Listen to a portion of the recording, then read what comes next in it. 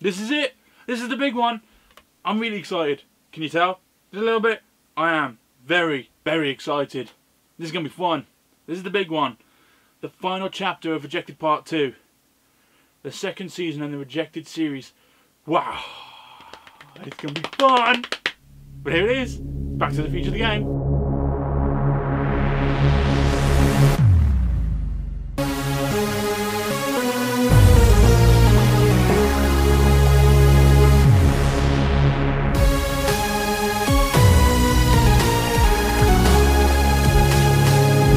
Hello and welcome to Rejected, where we either reject or rejoice in all things everything. And today, we're doing Back to the Future of the game. We're doing the final episode of the Rejected Part 2 season. If you haven't watched any of the other series, you can head over on one of the annotations on screen, maybe, or if you press the info card up there, whatever.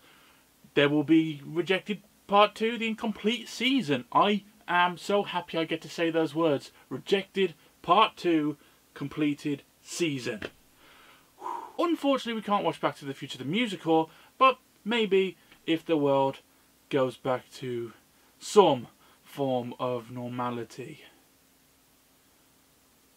Now, there is a lot I could say about this game, but pretty much everything has already been said over and over again. Bob Gale, Robert Zemeckis, car, time travel, music! Now, I know someone out there will say, well, you're doing Back to the Future the game, which one? So, okay, let's explain the history of Back to the Future video games. Back to the Future, Commodore 64. Back to the Future, MSX. Back to the Future, NES, released by LJN. I know a lot of people curse about LJN games. Fair enough. Back to the Future Part 2 and 3. NES, released by LJN. Back to the Future Part 2, Sega Master System. Back to the Future Part 2, Atari ST. ST? Why would you call your game system Atari Sanitary Towel? Back to the Future Part 3 on the Atari Sanitary Towel. Back to the Future Part 3, Sega Genesis / Master System. Super Back to the Future 2, Super Famicom, Japan only release. Universal Studios Theme Parks Adventures, Nintendo GameCube. I had that, and it was such a cool thing, being able to drive the car, bumping into Biff, and then you go and play E.T. and Jaws, and the whole game was messed up. It was weird. Back to the Future, Blitz Through Time, 2010 Facebook game. Back to the Future the game, Telltale Games. Lego Dimensions, PlayStation, Wii U, and Xbox. This obviously doesn't include handheld, pinball, slot machines. But now, back to the game in question. Back in, get it? What is it about? You see, this game has been made by Telltale Games.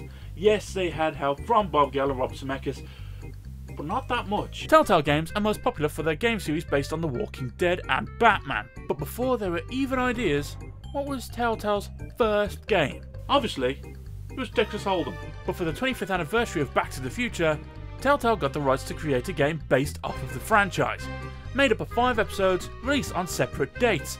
But you could pick up all 5 episodes now anyway, so just be patient. But that was on PlayStation 3, and after the success over the past few years, they re-released Back to the Future on PlayStation 4.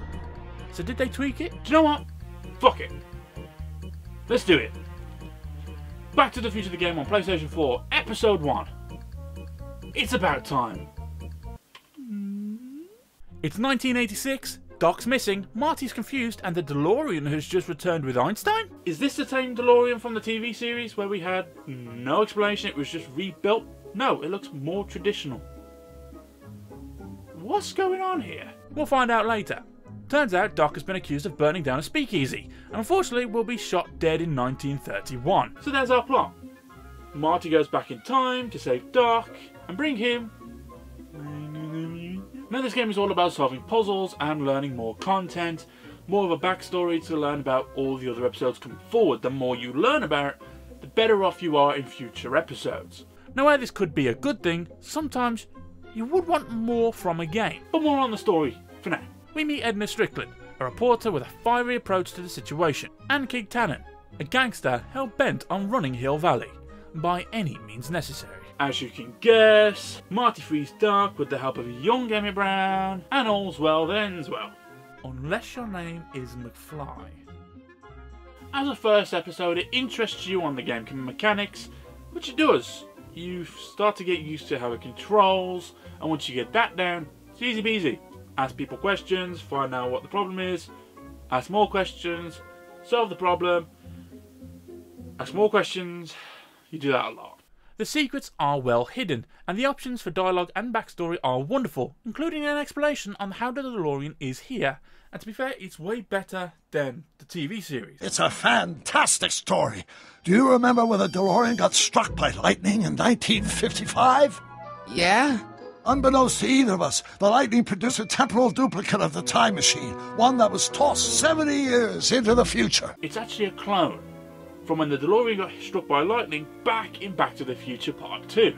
I don't know how this happened, and if someone can explain to me how it happened, I'd be really happy to find out about it. A wizard did it. Sorry. I'll stop talking about it now. Let's get on with the next episode. Boy, I really hope somebody got fired for that blunder. Episode 2. Get Tannen. So why is Marty fading away? Well, while you were trying to gain the help of young Emmett Brown, you hand a subpoena to Artie McFly to testify against Kid Tannen. Artie McFly being George's dad and Marty's grandfather. But Artie works for Kid Tannen. And Kid has had him killed the very next day. Yeah, I can see that. Yeah, fair enough. So it is up to Marty and Doc to save the McFly family future. Doc tells Artie to lay low after testifying, but this doesn't happen. Artie doesn't testify. As when Marty and Doc return to 1986, the Tannen family is the 7th biggest crime family in California. Who are the 6 others? I don't want to know if the Tannens are the 7th. In episode 2, there is already so much going into it, and we're only halfway through the episode. So now we have our issues and our problems. Now we get to the part of having to resolve them. And that's where the fun begins. And if I'm honest, this is probably my favourite of the 5 episodes. I do enjoy Back to the Future Part 2. Back to the Future the Game Part 2. It's fucking weird. Back to the Future the Game episode... Whatever. This is my favourite episode out of the 5. Doc and Marty travel back to 1931 on the day Kid was supposed to be arrested, to find that Kid has set up a new speakeasy underneath a soup kitchen, and they decide to convince Trixie Trotter, who has a soft spot for Artie, to testify. Marty convinces Officer Parker, Jennifer's father, to turn on Kid, and Tannen and his gang have been jailed. Throughout the episode we see young Emmett and Edna clash. Their personalities are different, they don't gel that well, but by the end of it, they actually start becoming friends. If we look at Edna, she's got that twinkle in her eye. She wants a little more than friendship from this young Doc Brown. And throughout the episode we realise that this was the night that Doc first saw Frankenstein and gave him the courage and the influence to crack down on his science work and stop going into law, which is what his father wants, because he saw Frankenstein. But with his new companionship with Edna, I'm sure this won't have a negative effect on the future.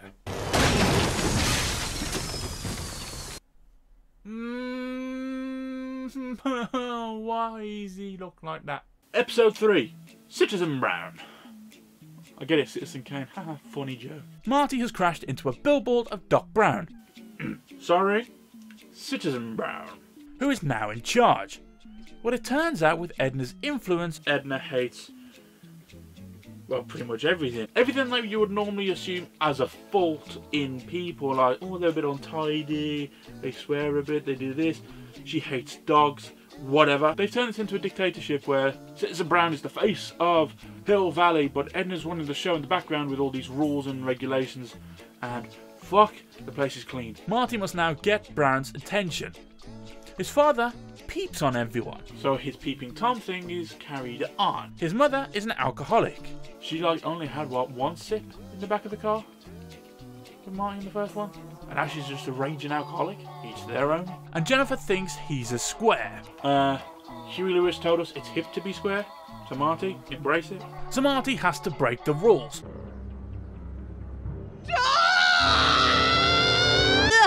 Oh. But what is this Citizen Plus program? Edna has used Doc's science to turn anyone she deems a negative member of society into a mindless zombie under her control. This episode does feature some fun puzzles, including dropping someone into a bin. Cool. And this is probably the episode where I started to notice, yeah, I think I'm right. This is the PlayStation 3 game, just on the PlayStation 4 disc. This is where I start to see the edging on the characters on the background. Some of the effects, they don't really play that well. This is literally the same game, just on a new disc. This isn't like PlayStation 2 and 3 where they had the Ghostbusters video game. On PlayStation 2 it was very cartoony, and then on PlayStation 3 you had more realistic features which tried to get people to push more to getting the PlayStation 3. It just seemed a little lazy that, okay, we've got this game, it's a new anniversary, we've got a new console, let's just put this game on that disc and charge people more money for it. For the same game on the new disc. It's, yeah. But solving mysteries around every corner does widen your choices, leading you down a path where the future could be whatever you make of it. But Edna wants to stop Marty, and she's willing to turn Citizen Brown into one of those zombies when Citizen Brown realises, hang on, this kid's making sense here. Episode 4. Double Vision. Marty saves Doc from Edna's wishes by... yeah. Fair enough. And Citizen Brown begins work on the DeLorean, but due to the damage caused by the crash, the time circuits are fried, and they arrive a little later as planned. They can't stop Edna and Emmett's dating, but now can help put Emmett's focus back onto the rocket-powered car that would later inspire him to build the time machine. With the time circuits fried, they don't arrive at the right date. You see, every time he tries to go back after fixing it, he actually widens the gap. He goes back further and further. So he has to then hide from his past self and his also past self. This also gives him enough time to start thinking if he's doing the right thing by him in his universe, in his timeline. You see, Citizen Brown is from his own timeline and wonders if their plan to break up Emmett and Edna would be a negative impact on Edna's future. When we've already seen Edna's future is... Get out! Get out! Get out! She's nuts. Angry at the reality of it all, and still in love with her, Citizen Brown drives off to assess the situation, but Marty must break up Edna and Emmett. One breakup later, and Emmett is safe. Story is over. Oh my god, Emmett, get down! Lightning inspires him to move his focus back towards a rocket-powered car, but heartbroken Edna is left wandering the roads until Citizen Brown tells her everything she needed to hear. Episode 5. Out of Time. This episode starts on the day of the expo where they demonstrate all these new scientific things like the home of the future, how things are going to be built, a tank, and we are moments away from Emmett's flying car demonstration. But his demo has been stopped, as Edna and Citizen Brown have convinced Officer Parker that it was Marty who burnt down the Speakeasy, and intends to ruin the demo. But through hard work, Marty discovers that it was Edna who burnt down the Speakeasy. That's one sneaky ass plan. Get it? You put a plant. You put a plant. It was a plant. Microphone plant. Did you get it? And after proving it, Edna runs away. This episode is more about taking time to solve the puzzles. You just need time to figure out in which method the puzzles need to be solved. It's very clever. It does take time on some cases. You generally need to feel, what's this one? How do you do this one? What needs to be said here? What's this one? What's that? Maybe this one. Which one is it? But it all works together. But this being said, the story takes a bit of a backbench for the time being. And you can kind of tell by the end. You see, Emmett's relationship with his father is fixed, his demo was a success for a little while, and Marty leaves him with a note, only to open in the future. At this time, Doc arrives in a second DeLorean. Okay, my question is, where's this second DeLorean come from? Why hasn't he arrived in the choo-choo train? Where's this one come from, eh? The timelines are a bit wiggly here. They sometimes mix and yeah. But I still don't know how a new DeLorean's arrived. Wizard. But Edna is enraged. She steals the first DeLorean and without realising, goes back in time. as we start to see Hill Valley fade away. Now, I did say this story tends to take a step back in the rest of the plot development, because if Marty had sent it back to normal, how is Doc travelling back in a DeLorean when the same timeline would see the DeLorean be the one Edna is driving? But with Hill Valley looking the way it is, Doc and Marty have to find Scary Mary, who is Edna, and then try to get her to remember what happened to Hill Valley. Turns out Edna travelled back in time and burnt down a saloon. However, every building is made of wood, so when she burns down the saloon, everything burnt down, destroying Hill Valley. Good one, Edna. So now Doc and Marty have to travel to 1876. But Doc and Marty travel back to 1876, where Edna has been living since she drove away from the expo, as she intends to burn down a new saloon built by Beauregard Tannen. Remember, this guy. I like that. They stopped that from happening. Ha! What the frog? Returning Edna to 1931, and with the confession, finds herself arrested along with Kid Tannen, and the alternative DeLorean fades away, erased from history. Eh? Doc and Marty return to 1986, where the Brown estate has remained, Edna and Kid got married, and 3 more DeLoreans appear, each with its own Marty, asking for help with their individual futures. But Marty and Doc are happy in the future for now, and that ends the game. This game, quite simply, is a fucking roller coaster. The story works, yes. I think it drove off of a cliff in episode 5. I think everything worked until episode 5, and they needed a way to end it, and they went, oh, well, we'll just get another DeLorean, and we'll do this, and no, give me train. And there were so many plot points that you will feel satisfied after playing. But how does it hold up against a rejected review? For story, Marty and Doc exploring Doc's past now. That's good enough for me. With my fly madness and Tannen trouble around every corner, this is the Back to the Future sequel we never knew we needed, but does have the same problems as the trilogy. And for me, gets a 3. Before anyone says it, what about originality? This is based on a film. This isn't them remaking Back to the Future, this is just adding to the story. So, yes, it's Back to the Future, but it's new Back to the Future. Therefore, I can give it more than a 2.5, but even then it just gets a 3. So don't worry about it. And as for execution, good game, nice style, good controls, but in a game about time-travelling car, I wanted to drive the DeLorean. It hits most things, but left some dreams just as dreams. And to be fair, again, it is the exact same game on the PlayStation 3, put on a PlayStation 4 disc, just for the 30th anniversary edition. I'll give it a 3. Back to the Future the game gets a 6 and is rejoice. I'm happy to say it's an expansion on the franchise, but I have a feeling we haven't seen the last of Back to the Future just yet. I know Bob Gale and Robert Zemeckis have gone on record to say they would not remake Back to the Future, and I hope they don't, but I don't think we're finished with Back to the Future just yet. I think something else is coming. And now for the soppy bit. It's the end of a season, so this always happens. Back to the Future is a franchise I adore, and having already passed it down to the next generation, see the joy in the eyes at a first time watching it. Seeing the car disappear is magic, and this is it. Rejected Part 2 is complete, but only time will tell. But for now, this is the end.